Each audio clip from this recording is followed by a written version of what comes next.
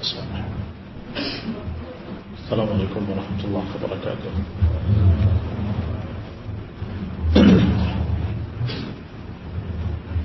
Innal hamdalillah nahmaduhu wa nasta'inuhu wa nastaghfiruh wa na'udzu billahi min shururi anfusina wa min sayyiati a'malina may yahdihillahu fala mudilla lahu ومن يضلل فلا هادي له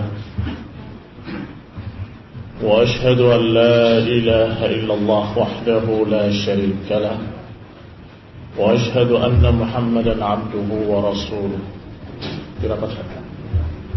صلى الله عليه وعلى آله وأصحابه والتابعين وتابع التابعين ومن تبعهم بإحسان إلى يوم الدين. يا أيها الذين آمنوا اتقوا الله حق تقاته ولا تموتن إلا وأنتم مسلمون. يا أيها الناس اتقوا ربكم الذي خلقكم من نفس واحدة وخلق منها زوجها وبث منهما رجالا كثيرا ونساء واتقوا الله الذي تساءلون به والأرحام إن الله كان عليكم رقيبا. يا أيها الذين آمنوا اتقوا الله وقولوا قولا سديدا يصلح لكم أعمالكم ويغفر لكم ذنوبكم ومن يطع الله ورسوله فقد فاز فوزا عظيما. أما بعد فإن خير الحديث كتاب الله وخير الهدي هدي محمد صلى الله عليه وعلى آله وسلم وشر الأمور محدثاتها فإن كل محدثة بدعة وكل بدعة ضلالة وكل ضلالة في النار. أخواني في الدين أعزكم الله. أخواني أهل السنة Akhwani salafiyin rahimani wa rahimakumullah. Enggak ada nasihat yang lebih penting daripada nasihat dengan ketakwaan. Karena itu merupakan wasiat Allah dan wasiat Rasul. Allah Subhanahu wa ta'ala ketika menyampaikan perintah-perintahnya dimulai dengan qul ta'alu atru ma harrama rabbukum 'alaikum, marilah kemari aku bacakan kepada kalian apa-apa yang diharamkan oleh Rabb kalian, yaitu agar jangan kalian beribadah kecuali pada Allah, kemudian berbakti pada orang tua, sampai pada ayat ketiganya dari surat Al-An'am, dari mulai ayat 151, 152, 153. Diakhiri dengan kalimat wa anna hadza sirati mustaqiman fattabi'u wa la tattabi'us subula fatafarraqa bikum an sabilihi dzalikum wassaqum bihi la'allakum tattaqun. Kata Allah, inilah jalan yang lurus, fattabi'u, maka ikutilah dia, wala tattabi'us subul, dan jangan ikuti jalan-jalan lain, fatafarraqa bikum an sabilihi, karena niscaya kalian akan tersesat dari jalannya. Dzalikum wasaqum bihi la'allakum tattaqun, yang demikian kami wasiatkan kepada kalian agar kalian bertakwa. Allah wasiatkan sebagai wasiat agar kalian bertakwa. Qulna a'azakumullah muslimin sahormati. Wasiat adalah nasihat yang penuh dengan tekanan, sebagaimana tafsirkan dalam ayat ini. Tafsir wasiat di sini adalah al-amr al-muakkad al-muqarrar, sebagaimana dikatakan oleh Ibnu Atiyah, sebagaimana dinukil dalam kitab Tirmizi dan syarah kitab At-Tauhid. Yani al-amr al-muakkad al-muqarrar, perintah yang ditekankan dan diperintahkan. Ini penuh dengan tekanan khusus, itu wasiat. Ternyata Allah wasiatkan la'allakum tattaqun, agar kalian bertakwa. Ikuti jalan ini, jalan yang lurus. Wa anna hadza sirati mustaqiman fattabi'uhu wa la tattabi'us subula fatafarraqu bikum an sabili, dan jangan kalian mencari jalan-jalan lain, fatafarraqu bikum an sabili, niscaya kalian akan terpecah belah dari jalannya. Demikian Allah wasiatkan kepada kalian agar kalian bertakwa. Demikian pula Rasulullah sallallahu alaihi wa ala alihi wasallam ketika menasihati para sahabatnya dengan mau'izatan baligha, darafat minhal uyun wa wajilat minhal qulub, nasihat yang mengena di hati para sahabat sehingga membuat hati para sahabat bergetar dan membuat hati mereka bergetar dan mata-mata mereka mencucurkan air mata. Maka para sahabat berkata, ya Rasulullah, ka'anna hadhihi mau'izatun muwaddi' fa'usina. Ya Rasulullah, sepertinya ini adalah nasihat terakhir, nasihat perpisahan. Fa'usina, berikan wasiat kepada kami. Juga Nabi menyatakan, usikum bitaqwallah, aku wasiatkan kepada kalian agar bertakwa kepada Allah Subhanahu wa taala. Berarti Allah mewasiatkan dengan ketakwaan, Rasulullah SAW juga mewasiatkan dengan ketakwaan. Maka saya pun menasihatkan kepada kalian sebagai wasiat, ittaqullah, bertakwalah pada Allah Subhanahu wa taala. Ikuti jalan Allah yang lurus dan jangan berpecah belah. Ibnu Qayyim rahimahullah menafsirkan makna jalan yang lurus adalah jalan yang membawa seseorang kepada keridhaan Allah Subhanahu wa taala, yaitu jalan yang dilandasi dua perkara, yaitu mengesahkan Allah dalam ibadah dan menyendirikan Rasulullah SAW dalam ikutan ketaatan. yakni hanya beribadah kepada Allah dan hanya mengikut ajaran sunnah Rasulullah sallallahu alaihi wasallam. Ini siratal mustaqim. Sedangkan makna subul kata Ibnu Qayyim adalah semua al-bid'ah wa syubhat. Semua kebid'ahan dan syubhat-syubhat dan juga syahwat, semuanya merupakan subul, jalan-jalan lain yang akan menyimpangkan kita dari jalan yang lurus tadi. Fatafarraqu bikum an sabilih. Maka kalian akan bercerai-berai, akan berpecah belah dari jalannya. Kalau dibiarkan orang-orang ini mengikuti hawa nafsunya sendiri, atau dibiarkan mengikuti kemauannya sendiri, syahwatnya, atau syubhat yang mereka pahami sebagai kebenaran, maka yang terjadi pasti adalah perpecahan. Itu kata Allah. Fatafarraqu bikum an sabilih. Maka Allah Subhanahu wa taala menyatakan dalam ayat lain, wa'tasimu bihablillahi jami'an wa la tafarraqu. Bersatulah kalian semuanya dengan tali Allah dan jangan bercerai-berai. Enggak ada dua orang sahabat pun yang tadinya akrab, masya Allah, saling cinta mencintai, kemudian bertikai, illa lidambin bainahuma. Tidak ada dua orang pun yang tadinya akrab, bersahabat, kemudian pecah, kecuali karena dosa di antara keduanya. Kecuali karena dosa yang terjadi di antara keduanya. Dosa saja sudah memecahkan dua orang, apalagi dalam bentuk kebid'ahan, apalagi dalam bentuk penyimpangan-penyimpangan dalal, atau dalam bentuk-bentuk yang lebih parah dari itu, kufur. Na'udzubillah. Mesti yang terjadi dalam perpecahan. Wa'tasimu bihablillahi jami'an. Maka atas kalian untuk berpegang dengan tali Allah seluruhnya dan jangan bercerai-berai. Berarti bersatunya di atas tali Allah Subhanahu wa taala yang sudah digariskan oleh Allah Subhanahu wa taala melalui lisan Rasulnya sallallahu alaihi wa ala alihi wasallam.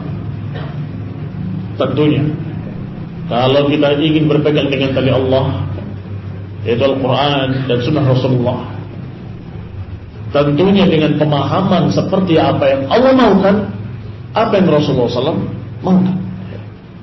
Jangan dipegang ayatnya, dipegang hadisnya, kemudian ditafsirkan semaunya sendiri. Itu pun akan memecah belah kaum muslimin. Itu pun akan membawa kepada tafarruq, perpecahan. Mesti. Berarti harus ada kesepakatan tafsir. Naam. Walillahil hamd, segala puji bagi Allah Subhanahu wa taala bahwa para sahabat sepakat memahami Quran dan mengamalkannya di hadapan Rasulullah, di hadapan Nabi Allah, dan di masa wahyu masih turun dari Allah Subhanahu wa taala. Artinya ketika mereka menerapkan ayat Allah, ketika mereka menerapkan hadis Rasulullah SAW masih hidup dan ayat masih turun. Kalau mereka salah, akan ditegur oleh Rasulullah SAW. Laisa kama taqulun, katakan begitu. Tidak seperti yang kalian katakan. Innama al-dhulm asy-syirk. Sesungguhnya kezaliman itu kesyirikan. Itu sebagai contoh. Ketika para sahabat mendengarkan ayat Allah Subhanahu wa taala, alladzina amanu wa lam yalbisu imanahum bidzulmin ulaika lahumul amnu wa hum muhtadun. Orang-orang beriman yang tidak mencampuri imannya dengan kezaliman, maka mereka akan mendapatkan keamanan dan mendapatkan bimbingan. Maka para sahabat ketakutan. Beriman tidak mencampuri imannya dengan kezaliman. Para sahabat memahami dosa-dosa, berarti beriman dan tidak punya dosa. Ini berat sekali ya Rasulullah. Mereka mengeluh beratnya ayat ini. Ya Rasulullah, ayyuna lam yuzlim nafsah. Ya Rasulullah, siapa di antara kami yang tidak mendolimi dirinya sendiri? Siapa di antara kami yang tidak pernah berbuat dosa? Jadi ungkapan bahwa ayat ini syaratnya berat sekali. Beriman dan tidak mencampuri imannya dengan kezaliman. Maka Rasulullah SAW menegurnya, laisa kama taqulun. Atau dalam riwayat, laisa alladhi ta'nun. Tidak seperti yang kalian maksudkan. Bahwasanya yang dimaksud dengan kezaliman di sini adalah kesyirikan. Berarti siapa yang beriman dan tidak mencampuri imannya dengan kesyirikan. Dan demikianlah para sahabat menerapkan, memahami, mempraktekkan di hadapan Rasulullah SAW dan di hadapan Allah Subhanahu wa taala yang masih menurunkan wahyu. Kalau ada kekeliruan akan turun ayat. Mereka berkata begini, mereka berkata begitu. Yas'alunaka, mereka bertanya padamu tentang ini, mereka bertanyamu tentang itu. Allah turunkan ayat. Sehingga apa yang diamalkan oleh para sahabat, dipraktekkan dan diterapkan oleh mereka radhiyallahu taala anhum dari Quran dan Sunnah adalah perkara-perkara yang sudah dipersaksikan oleh Allah dan dipersaksikan oleh Rasulullah tentang kebenaran pemahaman mereka. Sehingga kembali kita katakan, wa'tasimu bihablillahi jami'an wa la tafarraqu. Bersatulah kalian semuanya dengan tali Allah ini dan jangan bercerai-berai. Quran, Sunnah, dan apa yang dipahami oleh para salaful ummah. Kalau tidak demikian akan terjadi tafarruq. Setelah mereka bersepakat dan kita bersepakat berpegang dengan kitab Sunnah, dengan mafahim as-salaf, dengan apa yang dipahami oleh para sahabat radhiyallahu alaihim ajma'in, muncul permasalahan baru. Dari mana kalian tahu kalau itu ucapan Abu Bakar wa Umar? Alhamdulillah.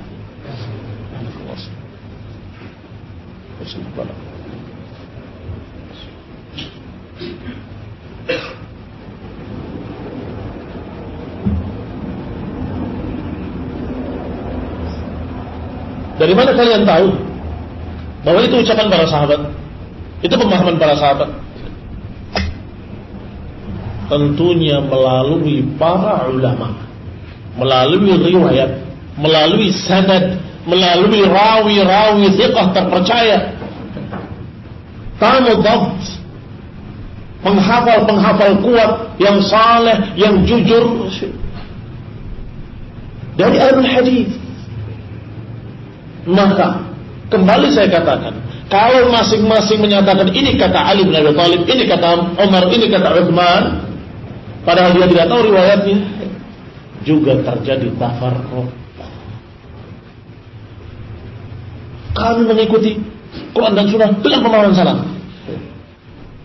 Katanya Ali bin Abi Thalib menyatakan waktu terjadi pemilihan khalifah bahwa Ali tidak terima, kenapa nggak diajak bicara? Marah Ali. Kata Syiah Rasulullah. Kenapa tidak ikut pemahaman salaf, pemahaman Ali? Apa kita jawab?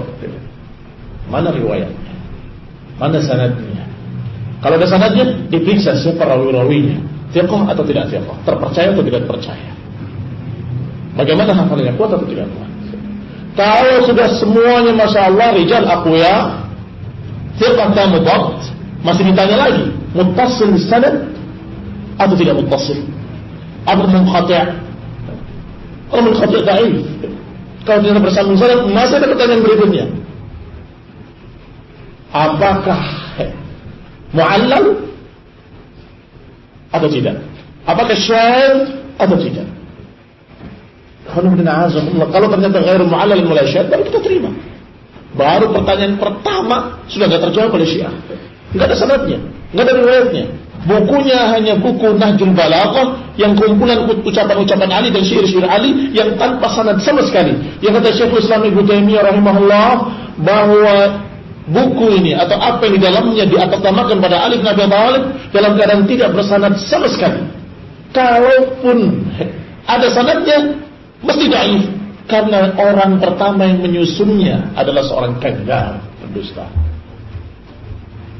Namanya Abdul Husain, namanya sudah syirik, Abdul Husain Musa Musawi. Baik, berarti ini contoh kasarnya, contoh besarnya. Bisa jadi ada di tengah-tengah kita orang yang menyatakan ini pemahaman sahabat, tapi nggak membawa riwayat, nggak membawa sanad, nggak membawa bimbingan para ulama, ucapan-ucapan para ulama. Kalau kemudian masing-masing dengan seenaknya menyatakan ini salaf, ini salaf, ini salaf, ini dari salaf, ini dari salaf, ini dari salaf, juga terjadi tafarruq. Maka yang keempat, tidak mungkin bisa mencapai kitab wa sunnah dengan pemahaman salaf kecuali melalui para ulama ahlul hadis. Siapa yang mengentengkan pentingnya untuk berhubungan dengan para ulama, maka dipertanyakan kesalafiahannya. Iya kan? Terus dari mana dia tahu? Manhaj salaf, saya salafi, saya salafi. Tapi tanyakan pada para ulama tentang fatwa ini. Udah dikit-dikit ulama, dikit-dikit ulama. Kalau untuk NU nunggu ulama. Bagaimana orang seperti ini? Apakah kita percaya kalau dia salafi? Orang betul-betul minta bimbingan para ulama dikatakan NU nunggu ulama, dikit-dikit ulama, dikit-dikit ulama. Kalau dibiarkan masing-masing mengaku salaf, mengaku ahli sunnah, kemudian mengatakan ini adalah manhaj salaf, ini manhaj salaf, dalam keadaan dia tidak terbimbing oleh para ulama, khususnya para ulama ahli sunnah, ahlul hadis, maka mesti akan terjadi tafarruq. Wa'tasimu bihablillahi jami'an wa la tafarraqu. Berbedailah kalian dengan tali Allah seluruhnya dan jangan berpecah belah. Maka Allah Subhanahu wa taala mengingatkan selanjutnya, wadhkuru ni'matallahi 'alaikum in kuntum a'da'an fa'alafa baina qulubikum. Dan ingatlah nikmat Allah atas kalian yang tadinya kalian bermusuh-musuhan, tetapi dengan nikmat Allah kalian menjadi bersaudara. Fa asbahtum bi ni'matihi ikhwana. Kalian dengan kenikmatan dari Allah kalian jadi bersaudara. Khalilina azakumullah, itu nikmatan pertama yang sangat besar di dunia, nikmatul ukhuwah. Yang kedua, wa kuntum ala syafa hufratin minan nari fa anqadhakum minha. Kalian di pinggir jurang neraka tadinya, sebentar lagi akan binasa. Fa anqadhakum minha, Allah selamatkan kalian daripadanya. Ini kenikmatan yang berikutnya yang a'zam wa a'zam, nikmat yang lebih besar. Kadzalika yubayyinullahu lakum ayatihi la'allakum tahtadun. Demikian Allah jelaskan bagi kalian ayat-ayatnya la'allakum tahtadun, agar kalian mendapat bimbingan hidayah. Lihat ikhwan kaum muslimin yang saya hormati, ahli sunnah salafiyin rahimani wa rahimakumullah. Allah memerintahkan untuk berpegang bersama-sama, jami'an, jangan berpecah belah. Bersama-sama berpegang dengan tali Allah, Quran dan Sunnah, tentunya dengan pemahaman yang Allah maukan, sebagaimana dipahami oleh orang-orang yang dipersaksikan oleh Allah dan Rasulnya, yaitu ucapan-ucapan para sahabat, pemahaman mereka para sahabat, dan melalui sanad yang sahih, maka harus melalui para ulama ahlul hadis. Niscaya kalian akan bersatu. Wala tafarraqu, jangan bercerai-berai, artinya jangan meninggalkan prinsip-prinsip tadi, jangan meninggalkan tali Allah, fatafarraqu, jangan meninggalkan tali Allah, kalian akan bercerai-berai, kalian akan berpecah, bertikai. Ikhwanina a'azakumullah. Alhamdulillah, Allah memberikan kenikmatan ukhuwah kepada kaum muslimin. Maka jangan sampai nikmat ukhuwah itu tercabut kembali oleh Allah dan kemudian ditimpakan bala bencana dalam bentuk tafarruq. Na'udzubillah. Allah ingatkan, "Wadhkuru ni'matallahi 'alaikum", ingatlah nikmat Allah atas kalian yang kalian tadinya bercerai-berai, berpecah belah. Dulunya di zaman jahiliyah kalian dalam keadaan berperang terus-menerus. Bahkan Aus dan Khazraj berperang sampai 100 tahun lebih, saling mewasiatkan kebencian, saling mewasiatkan dendam. Abu an jadduh, abaihim an ajdadihim, dari bapak-bapak mereka, dari kakek-kakek mereka, warisannya adalah pesan bahwa mereka punya hutang darah atas kalian, maka bayarkanlah hutang darah mereka, tumpahkan darah mereka sebagai terusan tertumpahnya darah nenek moyang kalian. Ingat itu, wahai anak cucuku. Begitu, karena 100 tahun lebih. Sehingga kata Aisyah radhiyallahu taala anha, sungguh demi Allah, semua orang tidak menduga bahwa dua kelompok ini akan bersatu. Tidak mungkin. Sampai jadi pepatah, oh nggak mungkin bersatu, sebagaimana nggak mungkinnya Aus dan Khazraj. Begitu, jadi pepatah. Ini orang nggak akan bisa bersatu sebagaimana tidak mungkin bersatunya Aus dan Khazraj. Secara akal manusia kayaknya nggak mungkin bisa bersatu. Ternyata dengan ni'mah minallah mereka asbahu ikhwana. Maka Allah katakan, wadhkuru ni'matallahi 'alaikum, ingatlah nikmat Allah atas kalian yang kalian tadinya dulunya berpecah belah, bertikai, berperang, saling menumpahkan darah. Ternyata fa asbahtum bi ni'matihi ikhwana. Ternyata kalian dengan kenikmatan dari Allah kalian bersatu, berukhuwah, bersaudara. Nikmat. Kata Allah, udhkuru nikmatullah, azimah, nikmat yang sangat besar. Baik, apa sebab Allah berikan kenikmatan ukhuwah? Sebab suku Aus radhiyallahu anhum menerima agama ini, menerima ajaran Nabi, dan Khazraj menerima ajaran Nabi. Kaum sebagian muhajirin menerima agama, yakni sebagian orang-orang Quraisy masuk Islam dan berhijrah. Orang-orang Ansar juga beriman sebelumnya, maka menyambut mereka ukhuwah. Walaupun ini sukunya berbeda-beda, tetapi dengan ukhuwah imaniyah satukan mereka. Maka kalau nikmat ini karena nikmat itu, nikmat ukhuwah adalah karena nikmat keislaman, maka kalau keislamannya ditinggalkan akan hilang pula ukhuwahnya. Dan Islam ini terdiri dari sunnah demi sunnah. Islam tersusun dari rangkaian sunnah demi sunnah. Sebagaimana dikatakan oleh Imam Al-Barbahari dalam Syarh Sunnah, bahwa Islam huwa sunnah, wa sunnah hiya al-Islam. Islam itu adalah sunnah, sunnah itu adalah Islam. Artinya ajaran Rasulullah SAW dari A sampai Z-nya, dari awal sampai akhirnya, dari alif sampai ya, itu semua adalah Islam itu sendiri. Maka kalau kamu kurangi satu sunnah, berarti Islam itu berkurang sedikit. Kamu hilangkan 2 sunnah, 3 sunnah, maka semakin berkurang keislaman, semakin berkurang keislaman. Maka kalau ditinggalkan ajaran sunnah Rasulullah SAW, akan berkurang agama mereka.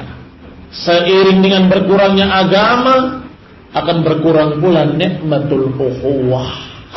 Mulai agak renggang, Semakin menyimpang dari sunnah, semakin jauh perpecahan dan semakin dahsyat. Ini sebelum terjadi diperingatkan. Wala tafarraqu, jangan bercerai-berai. Ada yang bertanya, bagaimana Ustaz kalau sudah terjadi perpecahan?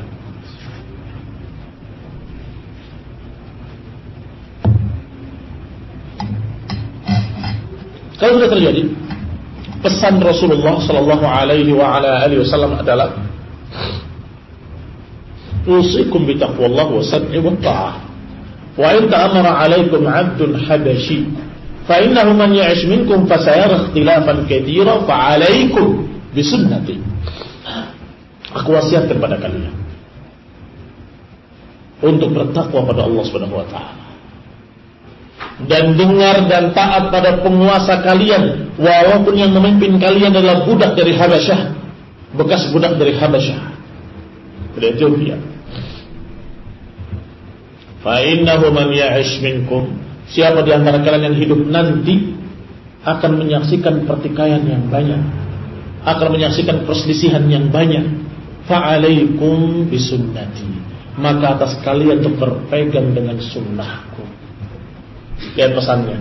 Kalau kalian melihat pertikaian, perpecahan di kalangan kaum muslimin, bahkan mungkin di kalangan orang-orang yang mengaku ahli sunnah, maka alaikum bisunnati, atas kalian untuk berpegang dengan sunnahku, dengan ajaranku. Karena perpecahan itu adalah fitnah juga. Dan perpecahan itu merupakan sesuatu musibah, dicabutnya kenikmatan ukhuwah, dan kemudian mereka dalam keadaan menjadi rendah karena perpecahan tersebut. Maka sama jawabannya dengan hadis yang kita bahas tadi siang, yaitu la yanzi'ukum hatta tarji'u ila dinikum. Enggak bisa hilang kembali kehinaan tersebut, kerendahan tersebut, hingga kalian kembali kepada agama kalian, kembali kepada yang tadi, Quran wa sunnah, dengan pemahaman sahabat melalui para ulama, para imam ahli sunnah, para ulama ahli hadis, dan para ulama yang baca kitab-kitab mereka. Tidak ada cara lain, harus kembali kepada agama.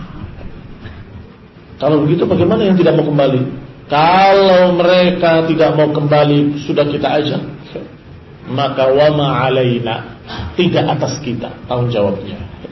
Wama alaina illa al-bala, kita hanya menyampaikan. Kalau mereka mau kembali pada sunnah, walhamdulillah.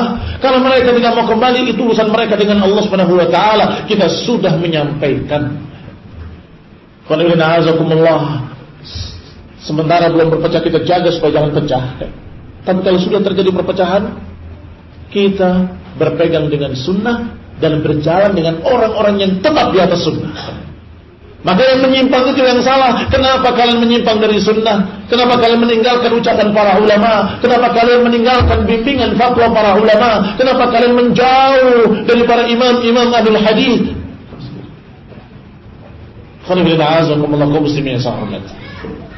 Ahli sunnah adalah satu golongan yang sedikit di tengah-tengah sekian banyak golongan, sekian banyak aliran, sekian banyak kelompok-kelompok yang menyimpang. Bayangkan, ketika Nabi menyatakan satastariqu ummati ala 73 firqah, Rasulullah SAW menyatakan yang selamat hanya satu, ma ana alaihi wa ashabi, yaitu yang seperti aku dan para sahabatku. Kemana yang 72? Nabi sallallahu alaihi wasallam menyatakan kulluhum finnar.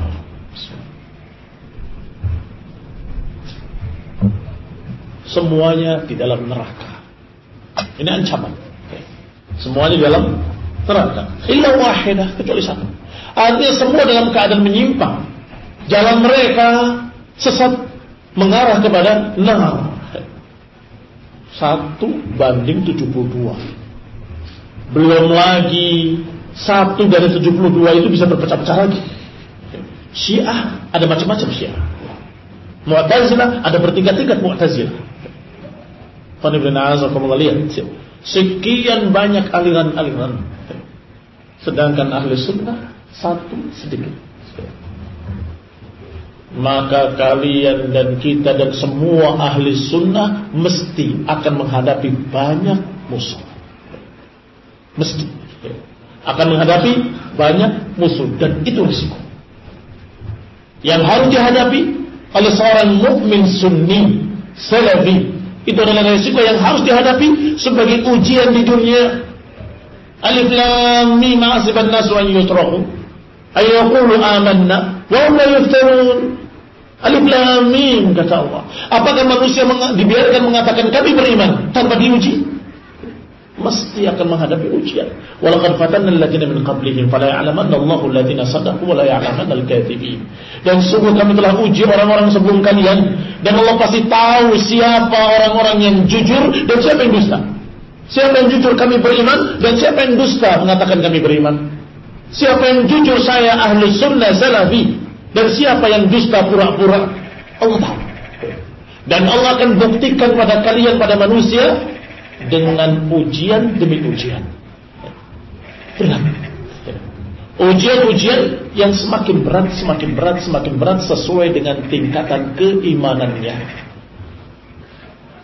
Yang paling berat tentunya al-anbiya, tsummal amsal, tsummal amsal.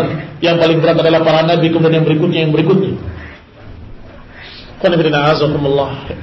Maka tentunya wajar kalau kita berpendirian kuat, berpegang dengan Quran dan Sunnah, berpegang dengan tauhid was sunnah, kemudian menghadapi berbagai macam gangguan-gangguan, pertentangan-pertentangan, itu sangat amat wajar. Karena menghadapi 72 golongan, dan 72 golongan itu mereka akan bersatu padu melawan ahli sunnah, akan bersatu padu sesama ahlul bid'ah. Mereka enggak akan saling menentang kalau memerangi ahli sunnah. Sesama mereka bertikai. Tetapi ketika melihat ahli sunnah, sepakat mereka. Mereka tidak pernah sepakat kecuali dalam memusuhi ahli sunnah. Mereka tidak pernah bisa sepakat ahli bid'ah ini kecuali dalam memusuhi ahli sunnah. Sepakat mereka. Kalau dalam perkara-perkara lain mereka selalu berselisih. Memang mereka dijuluki dengan ahlul furqah, ahli sunnah wal jamaah, dengan ahlul bid'ah wal furqah. Sehingga selalu berpecah. Tetapi giliran menghadapi ahli sunnah mereka sepakat. Ikhwanu fiddin, a'azakumullah. Tentunya ketika kita jalan, akan kita hadapi berbagai macam musuh yang nyata dan yang tidak nyata. Musuh yang nyata adalah manusia-manusia dari ahli dalal yang selalu memfitnah, selalu berdusta, selalu menuduh dengan tuduhan-tuduhan yang tidak berdasar. Inginnya mencoreng gambaran ahli sunnah, tapi tidak berhasil, alhamdulillah. Sedangkan musuh yang tidak nyata adalah para syaitan, yang membisikkan di hati-hati ahli sunnah, di hati-hati orang beriman, agar mereka saling bertikai, saling bercerai-berai. Dibawa kepada 3 penyakit berbahaya. Syaitan membisikkan di tengah-tengah ahli sunnah. Diajak kepada kesyirikan, kuat, nggak mau dia kesyirikan. Diajak kepada kebid'ahan, mereka kokoh. Mereka sepakat tidak akan mengerjakan kebid'ahan. Masya Allah, ahli sunnah. Maka syaitan tidak putus asa. Syaitan aisa, putus asa, an ya'budahul musallun. Kalau mengajak orang yang salat itu untuk menyembah dirinya, mereka nggak berhasil, putus asa. Walakin fi tahrish, tetapi syaitan akan berupaya untuk memecah belah di antara orang-orang baik ini tadi, di antara ahli sunnah, di antara salafiyin, di antara mereka-mereka orang-orang mukmin yang masih salat, yang masih beriman pada Allah dan Rasulnya, masih berpegang dengan tauhid wa sunnah. Kalau diajak kepada kesyirikan, syaitan sudah putus asa. Tetapi fit tahrish, tetapi mereka para syaitan akan mengajak untuk berpecah belah. Dengan cara apa? Dengan 3 penyakit besar yang merupakan induk dari kemaksiatan-kemaksiatan lainnya. Yang pertama al-kibr, kesombongan. Kesombongan adalah akhlak iblis. Ujub, bangga diri, merasa lebih tinggi, merasa lebih hebat, merasa lebih alim. Mulai terjadi pertikaian antara orang berilmu, masya Allah. Berilmu, ustaz dengan ustaz, muallim dengan muallim, guru dengan guru di pondok, ribut. Padahal pondoknya sama, prinsipnya sama, sama-sama ahli sunnah. ternyata ada kibir di antara mereka. Yang membuat iblis dilaknat, dimurkai oleh Allah Subhanahu wa taala, yang menyebabkan iblis menjadi makhluk yang dikutuk oleh Allah Subhanahu wa taala adalah kesombongan. Sejak diciptakannya Adam, iblis sudah curiga, ini makhluk berbeda dengan saya. Kalau dijadikan di bawah saya, akan saya injak-injak dia. Kalau dijadikan di atas saya, akan saya ingkari, akan saya tentang. Karena merasa dia lebih tinggi. Ketika diperintahkan oleh Allah Subhanahu wa taala ternyata dijadikan lebih mulia dari iblis dan diperintahkan untuk sujud penghormatan kepada Adam, ada wastakbara wa kana minal kafirin, maka iblis menolak dengan sombong, dan iblis adalah makhluk yang pertama ingkar kepada Allah Subhanahu wa taala. Ada wastakbara wa kana minal kafirin. Ini iblis. Apa alasannya menentang Allah Subhanahu wa taala? Sombong, kibir, ujub, bangga diri. Khalaqtani min narin wa khalaqtahu min tin, ana khairun minhu. Aku lebih baik dari dia. Kau ciptakan aku dari api dan kau ciptakan dia dari tanah, maka aku lebih mulia dari dia. Masa aku yang harus menghormati dia? Padahal azakumullah, lihat al-kibr, batarul haqq wa ghamtun nas. Kibir, kesombongan, adalah menolak kebenaran dan meremehkan manusia. Kebenaran ditolak dan manusia diremehkan. Ini al-kibr. Maka syaitan menolak kebenaran yang Allah perintahkan dan meremehkan Adam alaihissalam. Maka kesombongan yang demikian mengerikannya menyebabkan makhluk yang satu ini menjadi makhluk yang paling jelek, yang dilaknat oleh Allah Subhanahu wa taala. Masa muncul penyakit yang mirip pada seorang muslim, apalagi mengaku ahli sunnah salafi, enggak panas, sama sekali enggak panas. La yadkhulul jannata man kana fi qalbihi mithqala dzarratin min kibr. Enggak akan masuk surga seorang yang di hatinya ada sebiji darah saja dari kesombongan, apalagi lebih besar lagi. Sebiji darah saja akan menghalangi dia untuk masuk dalam jannah. Ini hati-hati. Kesombongan membuat perpecahan. Yang kedua, dari penyakit yang sering menjadikan perpecahan di tengah-tengah ahli sunnah adalah ambisi, al-hirs. Dan ini yang dibisikkan iblis kepada Adam, dibisikkan oleh iblis kepada Adam tentang syajaratul khuld. Dikatakan dan dijuluki oleh iblis syajaratul khuld wa mulkin la yabla. Ini pohon kekekalan, wa mulkin la yabla, dan kerajaan, kepemilikan yang enggak akan sirna. Maka Adam alaihissalam tergoda dan Hawa terbawa. Kemudian ambisi ingin tetap memiliki mulk la yabla, ingin tetap khuld di sana, takut kehilangan. Kemudian dilanggar perintah Allah Subhanahu wa taala. Wa Adam alaihi salam sudah bertaubat dengan taubatan nasuha, sujud kepada Allah, menangis pada Allah, Rabbana zalamna anfusana fa in lam taghfir lana wa tarhamna lanakunanna minal khasirin. Ya Allah, kami telah mendolimi diri kami sendiri. Kalau Engkau tidak maafkan kami, tidak ampuni kami, niscaya kami menjadi orang-orang yang merugi. Meratap sehingga Allah Subhanahu wa taala mengampuninya dan memaafkannya. Sehingga jangan kisah ini menjadi celah bagi Adam alaihi salam, tetapi jadi pelajaran bahwa seringkali syaitan membisikkan dengan satu bisikan yang Adam saja terbawa, apalagi kita. Apa itu? Diajak untuk semangat ambisi dunia, ambisi kepemimpinan, ambisi untuk mengumpulkan harta sebanyak-banyaknya, ambisi untuk menjadi tokoh, ambisi untuk menjadi begini, menjadi begitu. Ini penyakit yang kedua yang menjadi penyebab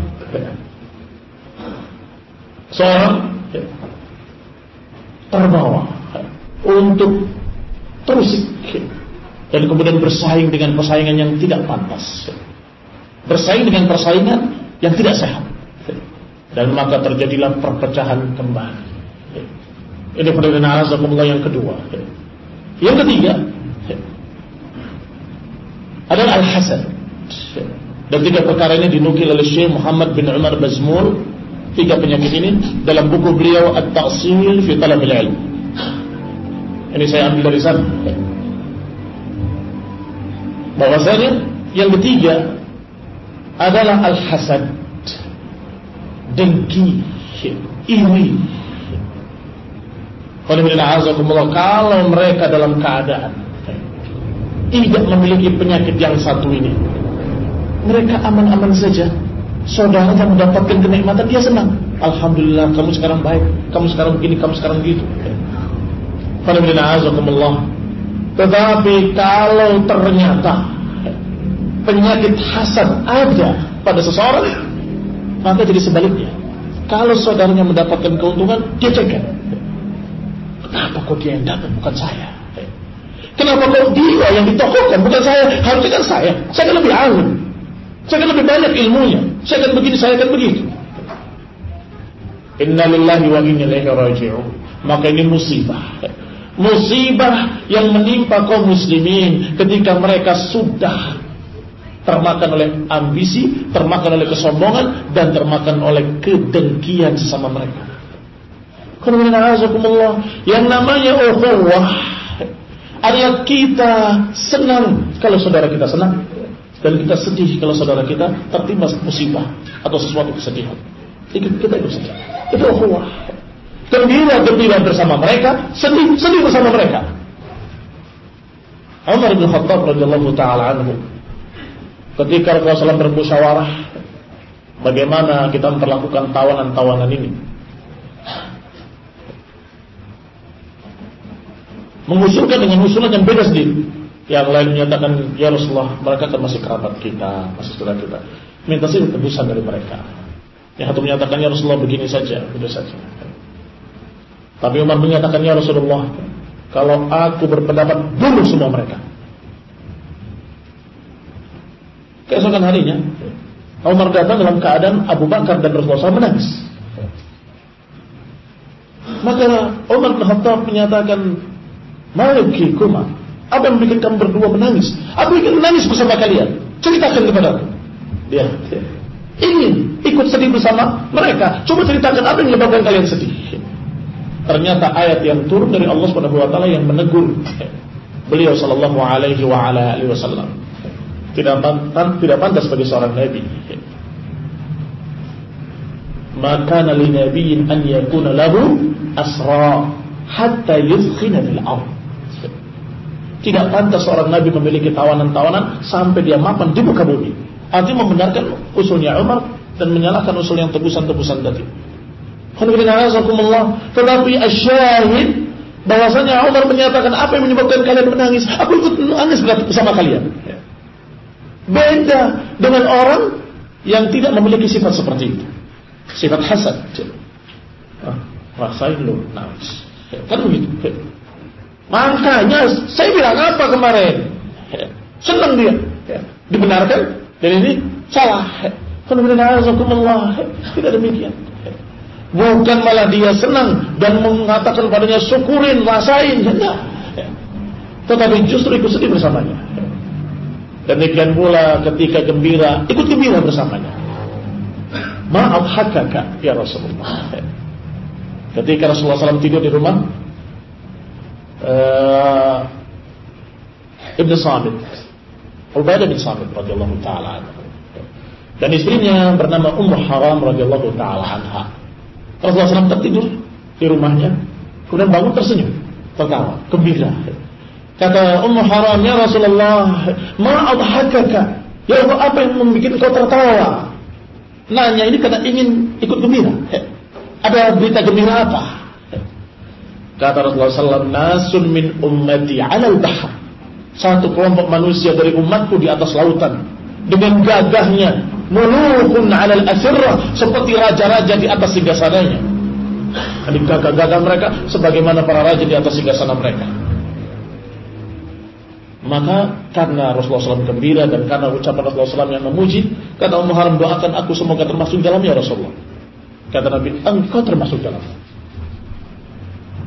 Tidur kembali, bangun kembali, tersenyum lagi. Maka Ummu Haram bertanya kembali dengan pertanyaan yang sama, ma abhakaka, apa yang menyebabkan engkau tersenyum ya Rasulullah? Dijawab seperti tadi, nasu min ummati alal bahar, sekelompok umatku di atas lautan dengan gagahnya layaknya seperti raja-raja. Maka Ummu Haram meminta seperti tadi, ya Rasulullah, doakan aku semoga termasuk di dalamnya. Kata Nabi, engkau di yang pertama tadi. Apa maknanya? Walaupun mimpinya mirip hampir sama, tetapi yang pertama dengan yang kedua berbeda. Yang pertama itu adalah Usturul Bahr, pasukan angkatan laut pertama di zaman Muawiyah radhiyallahu taala anhu, yaitu yang diberangkatkan ke Siprus dan termasuk Abdullah bin Sabit dengan istrinya ikut di sana. Sampai meninggalnya di sana. Radhiyallahu taala anha wa radhiyallahu taala anhu. Qulna azakullah syahid bahwa beliau gembira sebelum tahu apa yang membuat gembira Rasulullah. Ya Rasulullah, apa yang menyebabkan gembira? Ikut gembira. Karena semestinya seorang ahli sunnah kepada ahli sunnah lainnya, sunni terhadap sunni lainnya, harus saling merasakan apa yang dirasakan orang lain. Kalau gembira ikut gembira, kalau sedih ikut sedih. Maka penyakit hasad adalah penyakit yang membalik keadaan itu. Sebagaimana para munafiqin yang hasad kepada kaum mukminin, para sahabat. Kalau para sahabat mendapatkan kebaikan, yasu'uhum, membuat kejelekan mereka. Tetapi kalau para sahabat mendapatkan kesusahan, yafrahu biha, mereka gembira ria. Ini munafiqin. Dan jauh sekali perbedaannya antara para sahabat dengan munafiqin. Para sahabat mukminin shadiqin, para munafikin kadzibin kadzabun. Baik, wajar kalau mereka dengki kepada para sahabat. Baik, ini sama-sama ahli sunnah, salafiyun. Apa pantas saling mendengki? Apa pantas kemudian sahabat yang mendapatkan satu kebaikan dijengkel? Kurang ajar, kenapa sih pula? Walaupun tidak terucap di mulut, hanya di hati, tapi akan mempengaruhi sikap. Terucap tidak, kapan saya bicara tentang dia begini-begini, gak pernah. Tapi setiap kita mengajak dia, kamu aja lah, sepertinya gak suka gitu. Temannya mendapatkan satu kemuliaan, mendapatkan satu kedudukan, sampai lama-kelamaan ketahuan oleh murid-muridnya, oleh bawah-bawahannya, kelihatannya Ustaz gak suka sama dia. Dan memang gak suka dari dulu juga. Mulai keluar. Ini penyakit-penyakit ini akan menyebabkan perpecahan di tengah-tengah ahli sunnah. Dan ini adalah penghalang-penghalang ilmu. Harusnya kalau temanmu yang tadinya di bawah kamu, murid tadinya, tiba-tiba belajar, pulang jadi alim, bahkan lebih terkenal dari dirinya. Jangan sedih, jangan kemudian jengkel, kurang ajar, dia kan murid saya.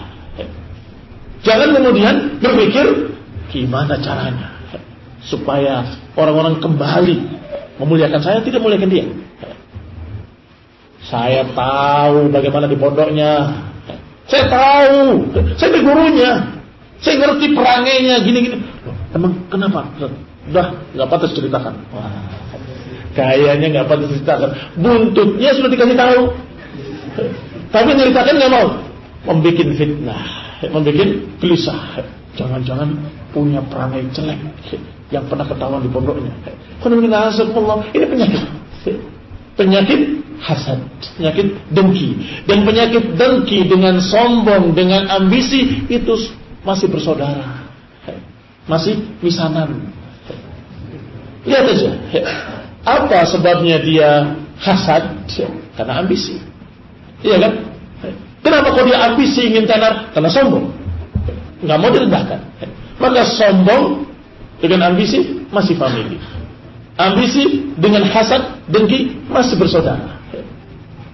Tiga perkara ini dikatakan induk. Induknya segala macam dosa-dosa yang lain. ada terjadi kecurangan, pencurian, korupsi dan sebagainya. Dari mana itu kira-kira lahirnya? Dari ambisi dunia. Baik, ada terjadi fitnah memfitnah, ghibah, menjatuhkan si fulan, atau bahkan mencelakai orang. Apa biasanya?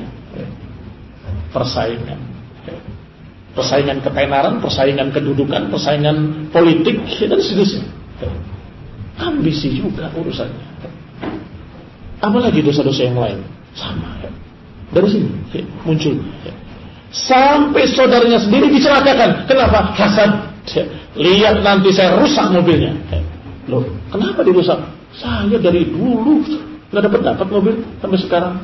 Kok tiba-tiba dia baru kemarin sudah dapat mobil, sudah dapat pondok yang megah? Kurang ajar. Dan terus apa salahnya?